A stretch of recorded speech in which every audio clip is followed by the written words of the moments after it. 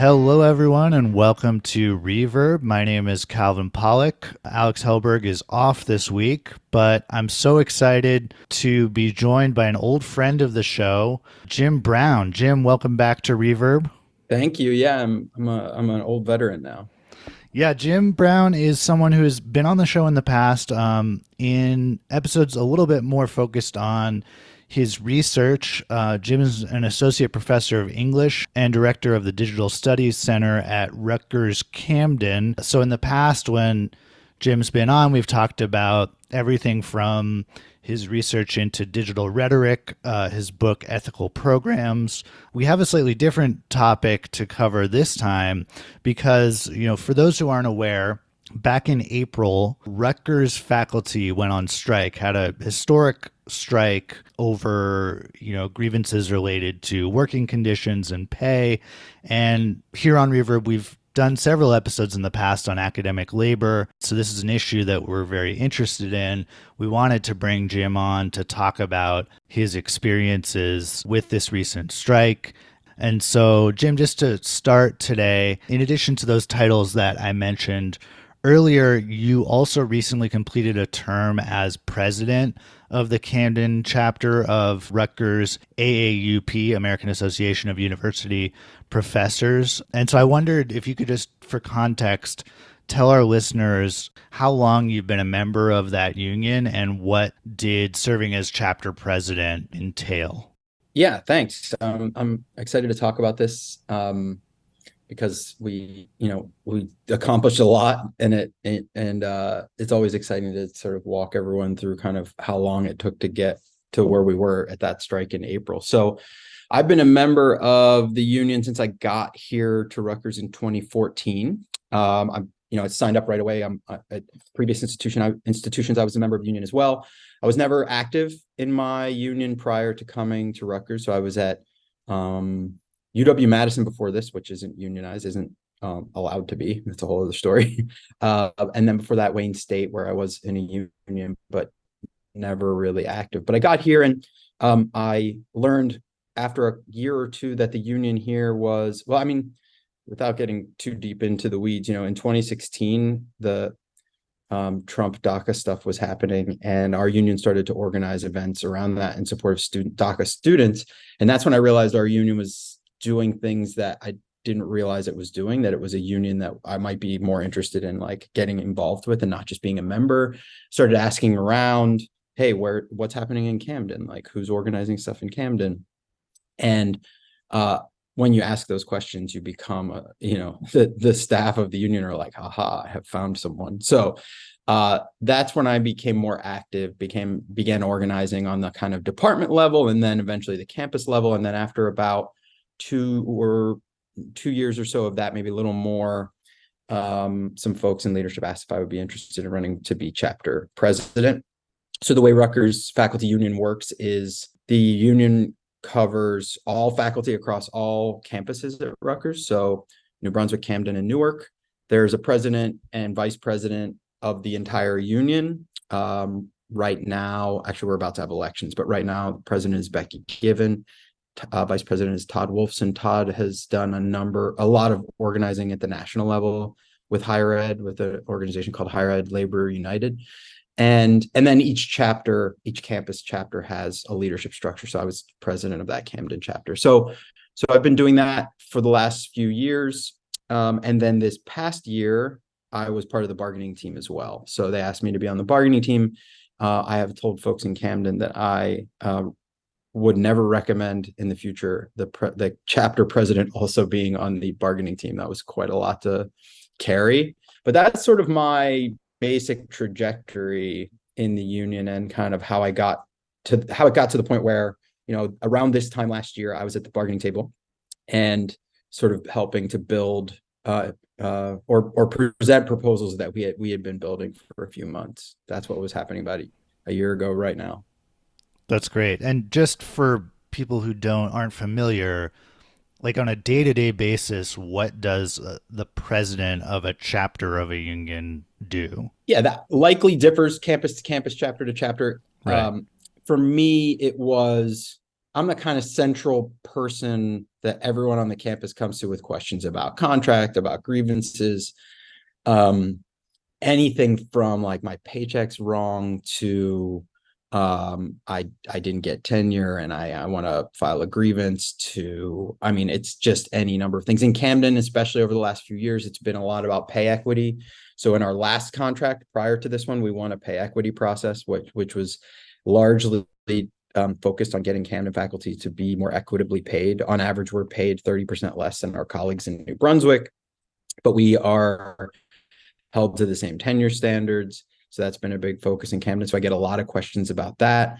Holding meetings at the chapter level and then doing a lot of meetings at the union level too. So as chapter president, you're also a member of the executive council, which is the sort of governing body of the entire union. That's about, I want to say there's about 50 people in that body, meets at least once a month. Once the contract got going, it was even more than that.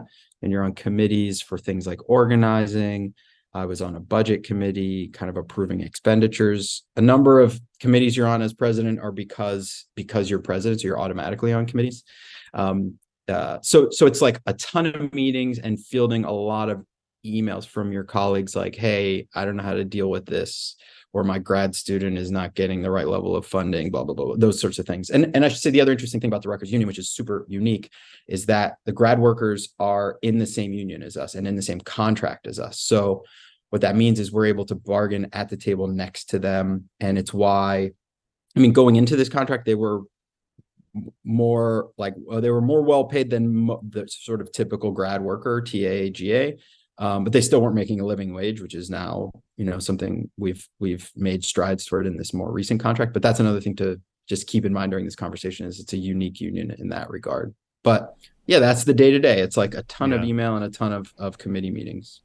Right. And so, I think that's a good piece of context for what I want to ask you about next, because I think that for those of us on the outside, not part of Rutgers, this strike was really exciting and was really it felt like an eruption, like almost out of nowhere. But for you on the inside, being the chapter president, you surely knew, the broader context that this strike came out of. So can you tell us just a little bit about the events leading up to that April strike and what made it necessary to go out on strike?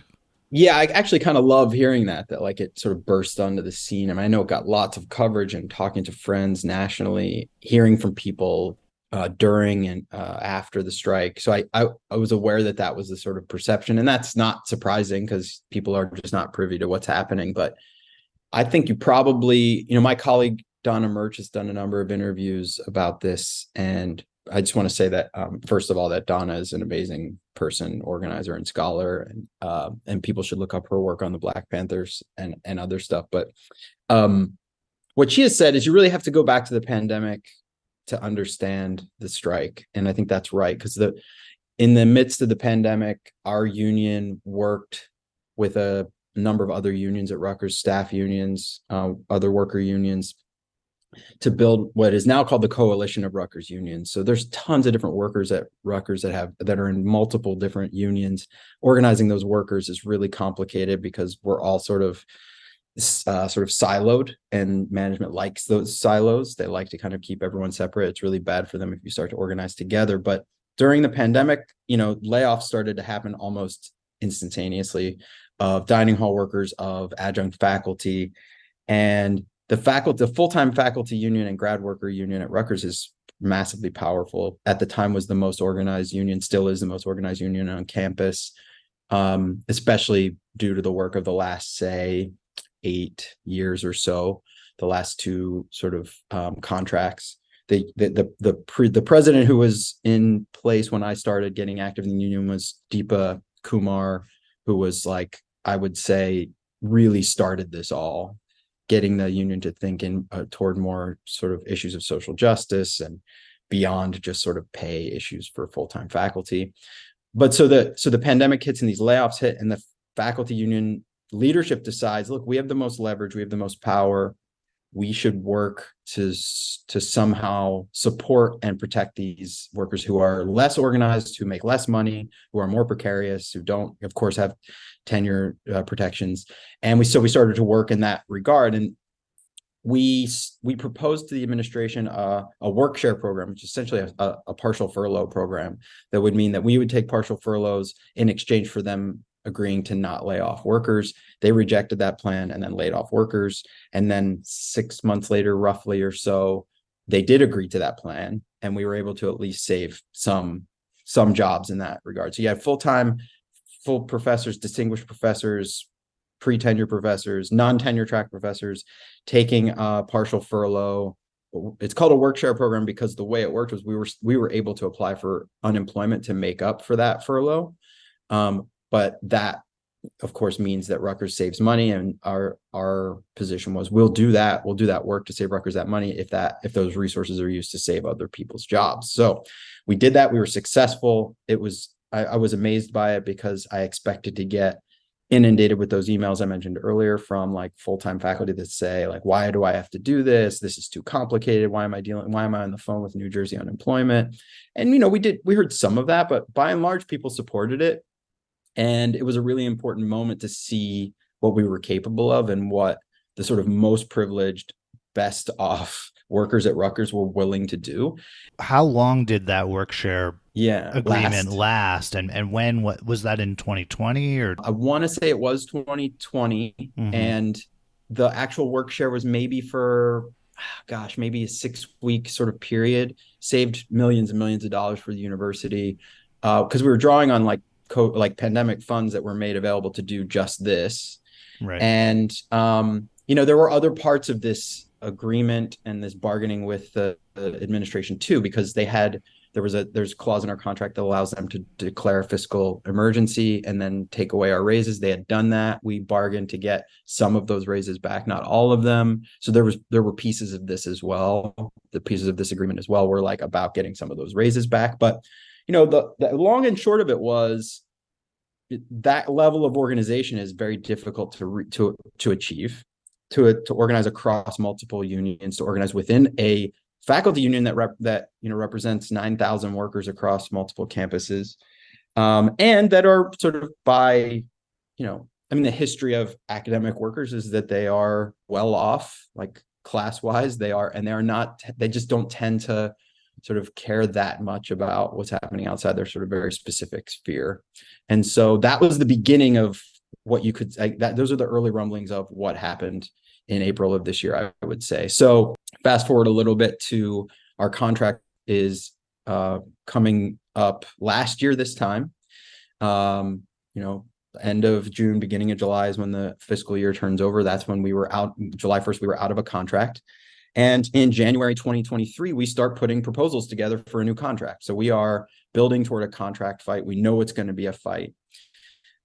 We are building proposals, talking to members, getting as many people involved in those proposals. That's everything from pay raises to job security for adjuncts to job security for non-tenure track faculty. One of the things we won in the contract eventually was presumptive renewal of those contracts, which basically means people who are non-tenure track faculty can't be non-renewed for any old reason. Essentially, you have to not get renewal, your program has to be going away at this point. It's about the closest thing you can get to tenure. Huge win in that contract. But that all, those proposals are being put together, and then summer hits and we're asking for bargaining dates. It's time to bargain a contract. The contract is coming up, and then eventually it is up. And the response from management is a sort of typical response from management, which is to slow play everything, to eventually give us a couple hours a week to talk about these things, and that's about it. All that's happening on Zoom because we're still doing as much stuff remotely as possible. COVID is sort of still top of mind for everyone.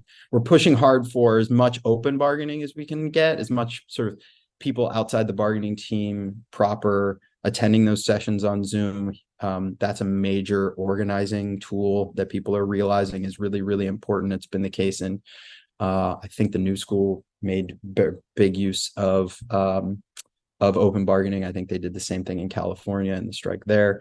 But that's a major organizing tool, because if your members can see what management does at the table, they get really, really angry and they want to get more involved. Management knows that that's one of the reasons we want to do open bargaining, so they fight it. So that's what's happening in about a year ago right now, right? And that sort of slow playing continues into the fall. But I mean, really, the contract campaign knew, we made clear to people from the moment we were building proposals that we thought a strike was going to be likely. And we talked about that early on, right? We said we need to be ready. And the only way we're going to get a good contract is if we are strike ready. That's the only, we need a credible strike threat so that they will actually listen to us. And we built and organized, and we said the word strike often. So 4 years ago in the last contract, we organized toward a strike as well. We had a strike vote, a strike authorization vote.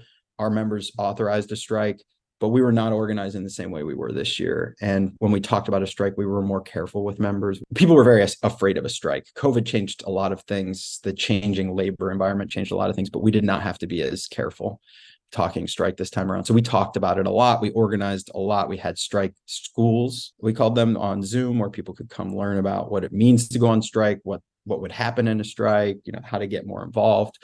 All of that was happening summer, fall, into the new year. And then, after January hits, and we kind of knew it was like the timing of an academic worker strike is really weird, right? Because when the academic year ends, your leverage ends, your people go away.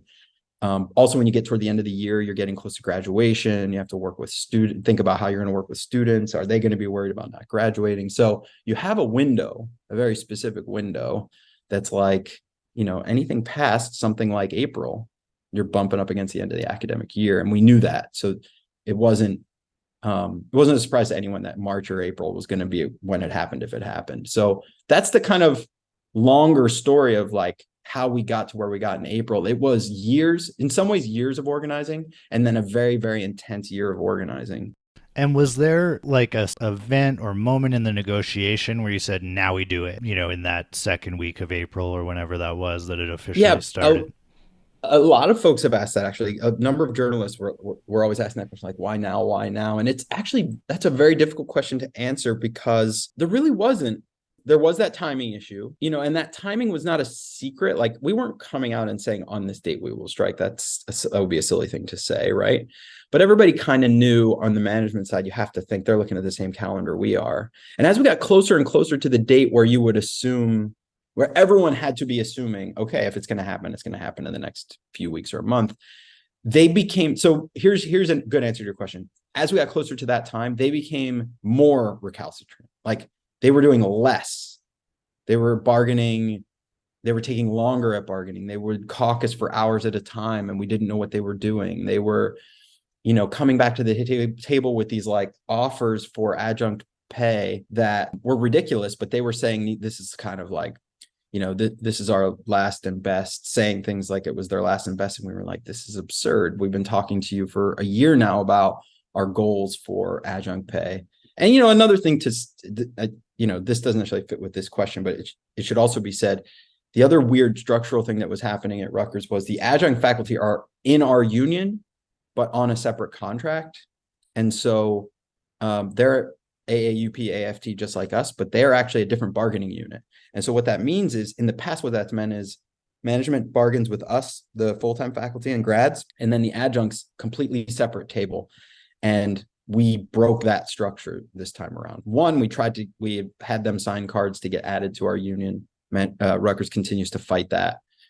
We were able to get the medical faculty added to our union. That took years of organizing as well. So now they are part of the Rutgers AAUP, AFT. They were at the table as well. But, we're sitting at the table with adjunct faculty in the same sessions, which is the first time that's ever happened. And so I just want to point that out, that like this sort of surprising solidarity that I talked about during the pandemic extended to adjuncts as well, where full-time faculty were saying, look, if we go on strike, it's going to be for graduate worker pay and adjunct pay. Those are the people that have the least job security and make the least, and that's what we want. And I think management did not believe that. They thought we were posturing. They thought it was sort of virtue signaling. They thought for sure once the rubber hit the road that like full-time faculty would split from those groups. and would not actually strike. That didn't happen. That must have been their calculus. They never said it, but it had to have been, but it didn't work. So all of that is to say, if as February and March hit and they seemed to not be moving really at all, we were in this position where we planned for a credible strike threat, and here we are. As we got really, really close, the state started to hear this and sent mediators in. Mediators in New Jersey can't impose any kind of anything binding on the parties. They're basically just there to kind of help you work better. It didn't really change anything about the dynamic. So it became clear that like they weren't moving and we weren't moving, at least not in the ways that anybody expected. I mean, to be clear, you have to move in some ways. Have to move your proposals in some ways. If you stop moving, they can declare an impasse, and you don't want that. Legally, that means basically everything stops and it goes to this fact-finding sort of legal process that you do not want. That means you won't have a contract for multiple years. But there just wasn't the kind of movement that anybody thought was serious. And so that's kind of when we were like, okay, we set this timeline. We have a basic sense of what we need to do, and the wheels went in motion. We had already done a strike authorization vote from the members. That means the members are saying to leadership, look, if you determine that you think we should call a strike, you're empowered to do so. The leadership body did that, and the vote happened. And then, that Monday we were on strike. We had been talking to students about it for weeks and months at that point, so they were ready. And so one of the tools that the administration used against your union was they prospectively sought a legal injunction against the strike, and they walked this back a few days later. But what did you make of that tactic as someone on the ground? What was the impact of that tactic? So that was a big part of our organizing from the jump. And in fact, it was a part of our organizing 4 years ago in the previous contract too. We always knew that was going to be a possibility because the sort of legal precedent for workers in the state of New Jersey is, an employer can go get an injunction to essentially force you back to work. And we messaged that to members constantly, like, here's what's going to happen. If we go on strike, here's what's going to happen. The president of the university is going to get an injunction. So there were a bunch of things we did to sort of organize against that. One was, a letter that went out from the president to President Holloway, president of Rutgers, from many of his colleagues nationally, saying, do not do this. This is like, you're a labor historian, Jonathan Holloway. Was this the letter that Ibram Kendi was on? Kendi was on, Judith Butler was on, Robin D.G. Kelly was on. Any huge name you could imagine in history in the US and beyond probably was on that letter saying, like, don't do this, like, rethink this. So that was part of, there was that kind of stuff happening. We were talking to members about it. Here's what happens if we go to an injunction. It goes to court. That doesn't necessarily mean we all have to go back to work the very next day. We have to figure out how they're going to enforce an injunction. Like, are they going to say that every member of the union is in violation of a court order? Then what does that mean? Or do they go after leadership? And what does that mean for the leaders? Are they going to fine them, the union? Are they going to seek jail time? All those things were things we talked about. But we did know that was their main tool. And he talked about it openly. This is what he would do if we went on strike. And again, a labor historian, president of Rutgers University, like is essentially breaking a strike and breaking a union. So that we knew this was coming. Really interestingly, though, so we get close to the strike, and this is when the governor sort of shows up, because Phil Murphy is a Democrat in a blue state and supposedly a very like labor friendly state, and he does not want the State University of New Jersey on strike on his watch. And so he sort of tried to get us to sort of put the brakes on things on strike wise. When he saw that wasn't going to happen, he put pressure on Holloway not to file the injunction. And he didn't. So we essentially had what we thought was at least a 2-day window. That was the way it was sort of presented, like, for the next couple of days, or as long as there's progress happening, I won't file an injunction. But after a few days, like, the strike went for 5 days, and after 2 or 3 days, it felt like pretty unlikely that he was going to file that until the very end, when we had to kind of agree to a framework, to a deal that we felt like we had. Had we not agreed to that framework, I think then you might be talking about the injunction happening. But that was their main tool. Much has also been made of the fact that Rutgers has hired anti-labor law firms and consulting firms to kind of and so that strategy is likely coming from those places as well. It's a kind of national strategy amongst management and university presidents, like whatever tools you have.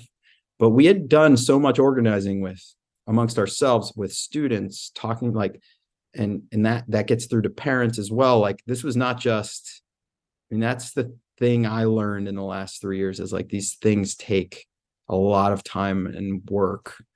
It's exhausting to do this kind of work and be ready for that kind of thing. You can't just decide one day you're going to go on strike when you're going up against the behemoth of Rutgers University. Yeah, and so, it's exhausting. It's really hard. It takes a long time, but bottom line, you won, which is amazing, right? So I wondered if you could just tell us about the nature of what you won and how the union's feeling about the gains in the new contract. The top line wins are, 48% raises for adjunct faculty, 33% raises for graduate workers. Those are over the course of the contract, over the 4 years of the contract. So by the end of this contract, adjunct faculty will be making something close to, I think, $9,000 per course, which is like potentially 3 times more than other schools in the region. By the end of the contract, graduate workers will be making $40,000 a year. And again, I do think it's crucial to see that as linked to the structure of our union, that the grad workers are in the same bargaining unit, in the same contract as us. Beyond that, you're looking at, the potential for adjunct faculty to have 1 and 2 year appointments, sometimes even more depending on seniority. So like right now, it doesn't matter how long you've been teaching at Rutgers, and we have adjunct faculty who have been here for decades who still reapply for their job every semester. Those folks now have the possibility, based on how many semesters they've been at Rutgers, to get things like a 1 or 2 year appointment. Okay, you're going to be here for 2 years and you're going to get X number of classes over those 2 years. That's never happened for our adjunct faculty. I mentioned earlier, non-tenure track faculty have presumptively renewable contracts. It's as kind of really as close to tenure as you can get without getting it. We gained a number of other things that are like minor to others, but were massive wins for us based on like organizing efforts. So protections against caste discrimination in the contract, which was like a huge organizing effort and was up against kind of Hindu nationalist forces inside the state of New Jersey. That was not something that just happened easily. That took years of organizing and members getting behind it. I think the job security wins were the sort of core. Oh, I guess the one other thing I would say is, there's a large number of graduate workers at Rutgers who are not TAs or GAs. They're on like a fellowship, like an internal fellowship. And if they're on an internal fellowship, they're not in our contract. And the argument we made throughout was those people are essentially doing the same work, whether they're a fellow or a TA.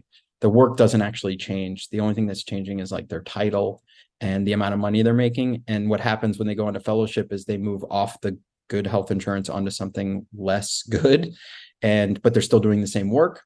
And we made that argument over and over that they should be part of the bargaining unit. So we won a process to add those fellows to our union, which I think was what was one of the really big things we bargained for when we were at the governor's office bargaining for a week. The week of the strike, the bargaining team, we were at Phil Murphy's office in a conference room, a very small conference room, working on things like that were really hangups on and things that we couldn't get pushed through. Rutgers in our contract has to kind of give us X number of course releases for union work, right? So if you're a president, like as Camden chapter president, I get a course release. If you're president of the entire union, you get even more. I think you maybe get 2 course releases. I forget how that works. But for years, they've given those course releases. They're negotiated in the contract. In this contract, for the first time, Rutgers is paying for a portion of those credits, essentially. So we get X number of like credits to spend for union leadership. Rutgers is now paying for part of those. So like another huge win. And where was the money for those coming from before? The union's paying The essentially, union. like the Okay. union's paying like the equivalent of like an adjunct slot, right? Right. To take a full-time faculty member sort of away from that. So, I mean, those are like minor things, but they are things you win. One, there are things you win over time, over years. This is another thing I've learned is like a contract builds to the next contract. You sort of poke away at something, and then in the next contract, you've opened the door to something else. So a good example is in this contract. In the last contract I mentioned earlier, we won some salary equity provisions, essentially like a process by which someone could apply to say, I do the same work as this person here. Here's my CV. Here's their CV. They're at New Brunswick. I'm in Camden. They make 30% more than me. Fix that. Mm-hmm. Administration fought that. I mean, they agreed to it in the last contract. They dragged their feet on the process for years. We ended up having to sue them and win a settlement in that lawsuit to make them live up to that agreement. But what happened was what came out of that lawsuit agreement is now in our contract. So the building blocks is really important to see those building blocks. One, you win a salary equity process in a contract. They drag their feet and they don't enforce it. Then you have to find a bunch of faculty members who are willing to sue the university. You sue them, right? Then you win that lawsuit, you get that language out of the lawsuit. Then you take that language and you build it into your next contract and you bargain that language. You say, let's make it even better. So they use like a algorithm to determine these salary equity numbers. And we couldn't get them to not use that algorithm, but we were able to get transparency on that algorithm. So we're able to say essentially, okay, you use this regression equation to determine how much money I should make in the salary process. I need to know exactly how that regression equation works. So we were able to win things like that. So, that's what we fought a year for, on top of like little changes to the grievance processes and like what kinds of grievances you could file for based on what kinds of things were happening. Those are all like really like mind-numbing details, but like there's a ton of those wins in there as well. Yeah. It's amazing stuff, and I appreciate you even going over some of the things that sound more obscure or minor, because like as you brought up the last one about algorithmic transparency, about the algorithm that they use to determine salaries, I think that gets at where I wanted to take us next, which is thinking about the broader significance of this. So one of the things you mentioned, Rutgers history professor Donna Murch, she's been giving a lot of great interviews and having conversations about the broader significance of this strike and these victories. One of the things that she has talked about is, what we could call, in a slightly highfalutin terminology, the neoliberal academy or the neoliberal university. And we've talked about neoliberalism on a number of episodes of this show before. I think that something like an arcane salary determination algorithm, that's a really interesting example of like, the neoliberal academy or neoliberal institutions. And I think particularly in a state like New Jersey, the fact that a public university has all of these neoliberal aspects, I think really crystallizes the problem of neoliberal academic structures. And I also think about things like the ways that the university invests in, incredibly harmful capitalist investments, the ways that universities like Rutgers and a ton of other public universities throughout the U.S. Contribute to gentrification and contribute to housing crises, not only for their own workers and students, but for people in the broader communities that they're part of. So where do you see this in terms of framing the problem that your strike was reacting to, or the set of interrelated problems that your strike was reacting to? Where do you see a neoliberalism as part of that? I mean, in so many ways, like too many ways to possibly like wrap our heads around, but I'll just say a couple. Like the last thing you mentioned about like housing inequities and how injustice. One of the other things we pushed for in this contract was a series of proposals that fall under the heading bargaining for the common good, which is a sort of national move to use the contract table, like the bargaining table, to push things that management would say are outside the purview of the contract. So we have been organizing with community members in New Brunswick, Newark, and Camden for essentially at this point years to get to a point where we could come to the table and say, look, Rutgers, especially New Brunswick, like you're the largest landlord. If you froze rent for X number of years, here is the sort of impact you'd have on the surrounding community, like because everyone would have to essentially follow your lead and pricing would follow, right? Not to mention the fact that like on you as a university like, exploit those people in all these different ways. So like you owe these people this. We pushed for under that same banner of bargaining for the common good, a fund that would help be negotiated between the union community groups and the university that would help fund those in the community who didn't get the benefit of all of those COVID relief programs. So those are all things that they don't want to bargain because they want to keep everything sort of very narrowly focused on dollars and cents, bottom lines. They want to keep everything compartmentalized. If I had to say one strategy that you're up against in combating the neoliberal university, right, it is compartmentalization and siloization, right? Bargaining units separate, groups of people separate. Break solidarity by separating people and essentially playing them against one another. The reason the coalition of Rutgers unions is important is that in the past, what Rutgers would do is find the weakest union, pick them off, bargain a contract with X percentages in years 1 through 4, and then say to all the other unions, this is the precedent that we have now set with this union. This is what you get. Here are your percentages each year. And that pattern has to be broken, which is why a bunch of other unions were waiting, like looking to us, the union with the most power, to essentially set that precedent. What are those annual numbers in those 4 years that then we can go say, hey, AAUP, AFT got these numbers. That's where we expect to start. So that kind of cross-union collaboration and solidarity is crucial. And it's, again, up against a structure that does not want it to happen. So that sort of compartmentalization. And I should say, like, I've been thinking about this a lot. This sort of federated structure is something I've been writing about and researching now for a little while.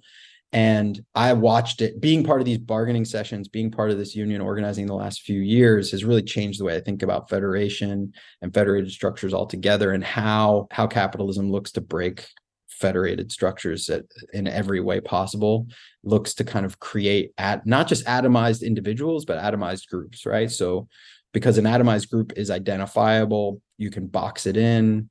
This happens in labor organizing in really infuriating ways. So like the structure that kind of keeps unions separate by saying, for instance, there's no such thing as a solidarity strike in the US. If you work alongside another, if you're a union, if you're in Union A and you work alongside another set of workers who are in Union B and Union B goes on strike, Union A is legally not allowed to strike with Union B, right? It's just legally, the law is set up to not allow you to work together, right?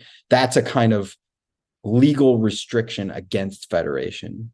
And that's just one example of the kinds of things that happen that make you then, as a union, it sort of trains you to be hyper focused on what you need, what your members want, what your members need. That's like sort of antithetical to solidarity, right? That's what I just described earlier, where the full-time faculty said, we're in a separate union from the adjuncts. However, this is what we need adjuncts to get for this to be a successful contract for all of us. That's a tricky thing to do in a world where US labor law and the neoliberal institutions, such as the neoliberal university, don't want that to happen and have the law on their side, have everything on their side. So organizing against that requires so much more work to break those structures. I think that's the sort of, if there's one big takeaway, it is that compartmentalization, those forces of compartmentalization, that then you have to figure out ways around and through with really kind of savvy strategy and tactics. Yeah, and I did want to give you a chance to talk about what some of those strategies were internally for forging solidarity across such a complex set of workforces, because you had people at these many different levels. I mean, it sounds like what you're saying is that one of the strategies you used was to flip it, where basically, the workforce that has the most privilege is taking the most of the heat and is kind of like setting the precedent for the rest of the workforces. But were there any other ways that you found effective to like bring all of these different kinds of workers together and avoid infighting?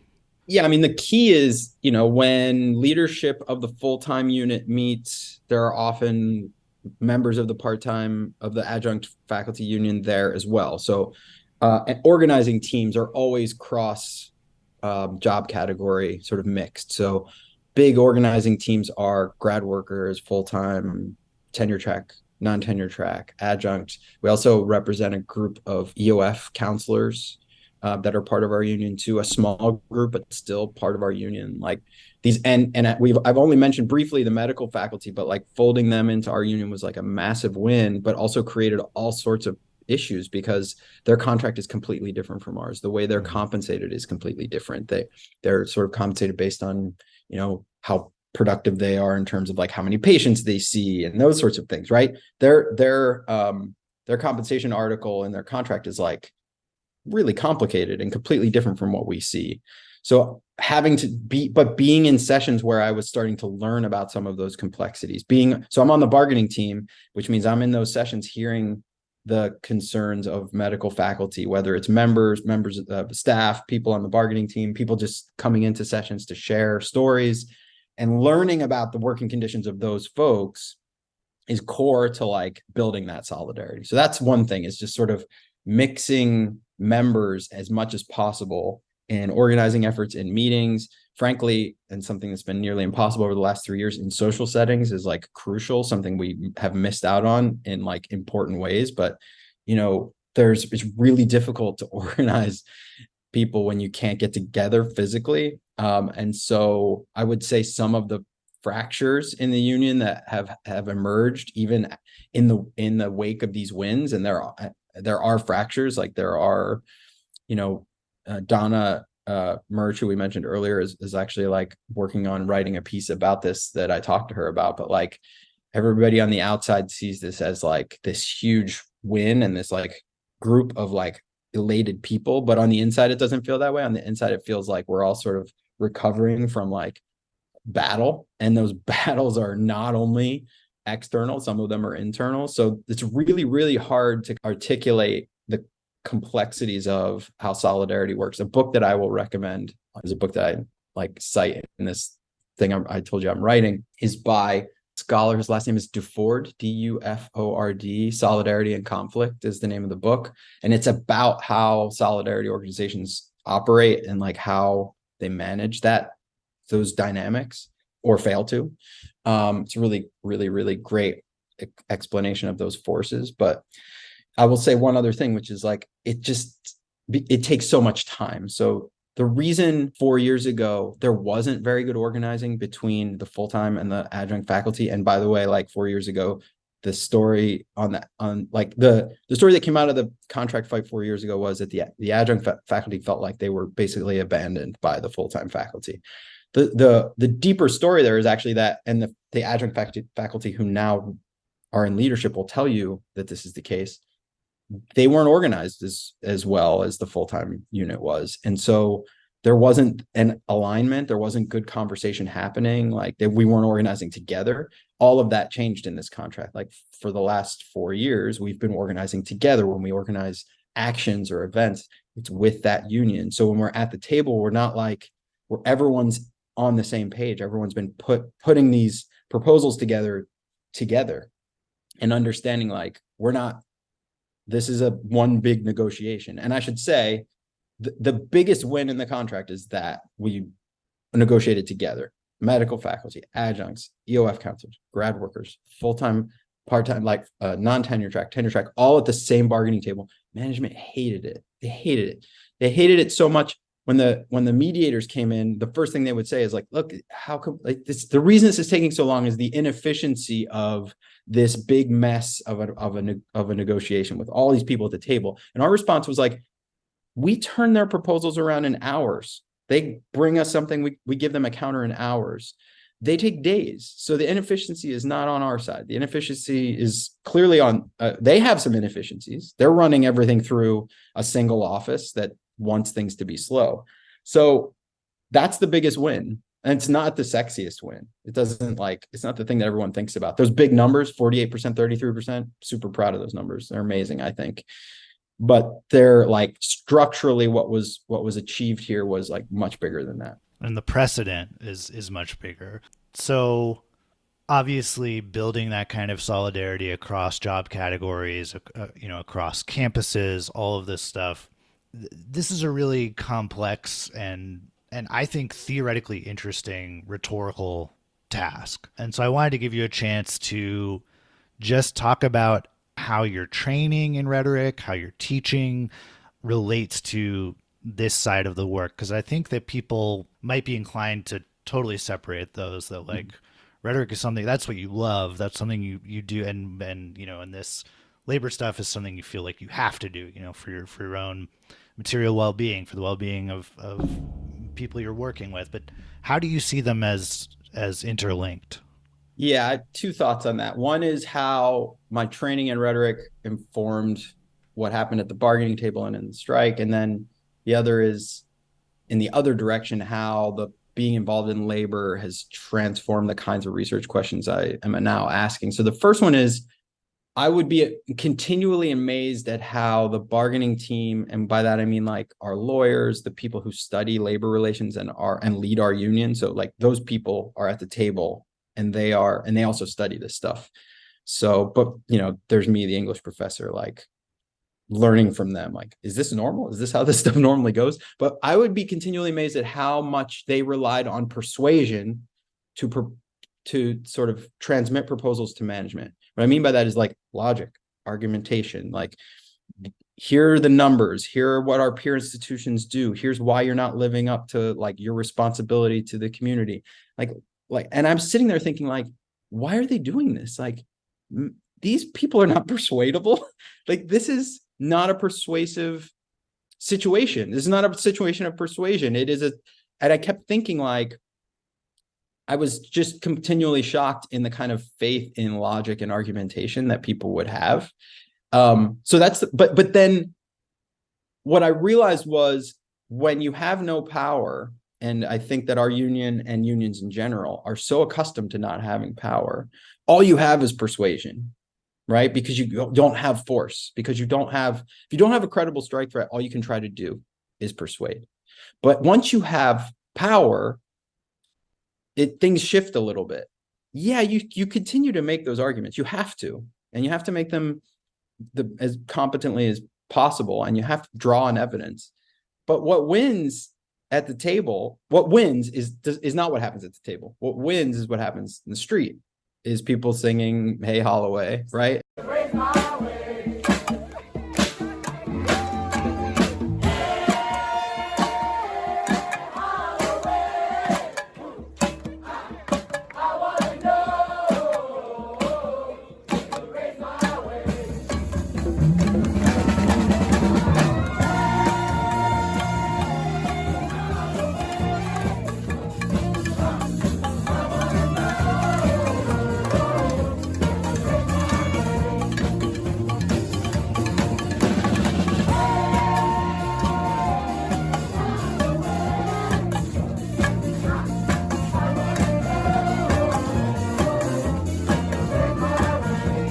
People like shutting down a university, is empty parking lots and no classes. That's what was happening. And I was amazed both at myself, at my lack of faith in rhetoric in those moments. Like, what are we doing here? Why are we trying to persuade these people? They're not going to be persuaded. So, and the people who I was working with, their faith in like argumentation and rhetoric. So I want to say that first. But I do still think, the rhetoricians who listen to this aren't going to love hearing this, but I do not think that arguments won this contract. I just don't. Unless, not arguments in the way that we think of them, right? Material arguments, like embodied argument, like being in the way. We could talk about that as rhetoric, of course, but logical argumentation did not win the day. Force won the day. So that's the first thing I want to say. The other thing I want to say is like, I've been interested in things like federated social media for a number of years, things like Mastodon and other sort of places where people are organizing online in different structures, not in corporate social media spaces, organizing as groups first, and then figuring out how those groups connect to other groups. Whereas typically when we get online and we and we think we're organizing with a group, we organize as individuals, right? We figure out on our own who to follow or who to link up with or who to friend. And federated social media changes that equation in a lot of ways. And so I've always been interested in federated social media, and I had been writing something for years about it and couldn't figure my way into it. But labor organizing changed everything about that, because now I understand federation in a completely different way, and how federation happens, how it needs to be constantly practiced and achieved. It's not something that you just sort of set up. You have to kind of work at it. How boundaries between communities have to be constantly negotiated, and how our confusion about something like federated social media online is actually directly linked to the breakage of unions over the last decades in the US. That, like, we don't understand solidarity and federation, not just because of the way our like digital networks are built, but because we have atrophied organizing muscles. Like, we do not understand solidarity and federation because neoliberalism and capitalism have actively broken those practices. And so that's the way it worked back the other way, is like seeing all this up close and personal has changed the way I think about federation. And that's part of the kind of project I'm working on now. So it did work in both directions. In terms of my own training as a rhetorician, I will say, like, it was slightly depressing, because I kept looking around thinking, like, I'm the person who's supposed to believe in rhetoric, but these people believe in it way more than I do. Right. Yeah, and I mean that's the kind of agonistic rhetoric. We could talk about all kinds of. I'm sure there was a ton of internal epideictic rhetoric going on, kind of like maintaining the solidarity and values of your union, right? And so maybe there was internal rhetorical discourse as well. But this is all super helpful and awesome to learn about. Jim, anything that you want to add as we close out here, or anything you want to plug, anything our listeners can support? Well, I would say one thing, we would love support for the beloved community fund that we're helping to build with those community groups I mentioned. And I can share information about how people can contribute to that. That was something that we thought we won at the table, was like the president of the university had put money on the table to support that fund, like a matching fund with the union.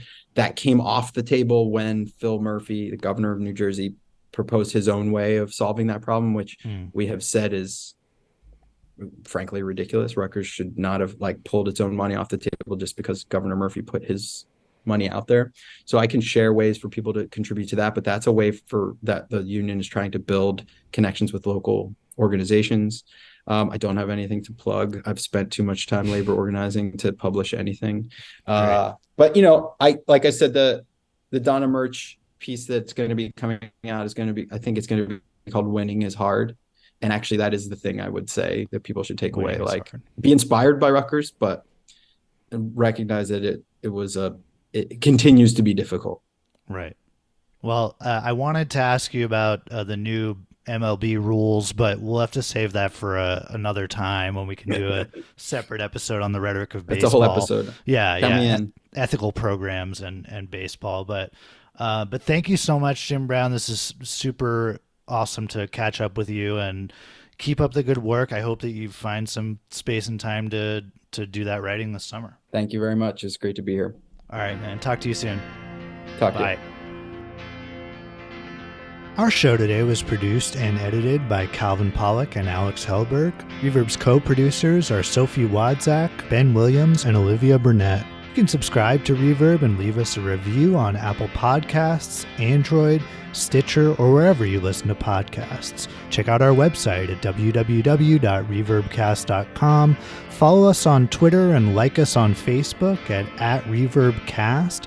That's REVERB_CAST. If you enjoyed this episode, write a review, share it with a colleague or a friend. We appreciate all of your support.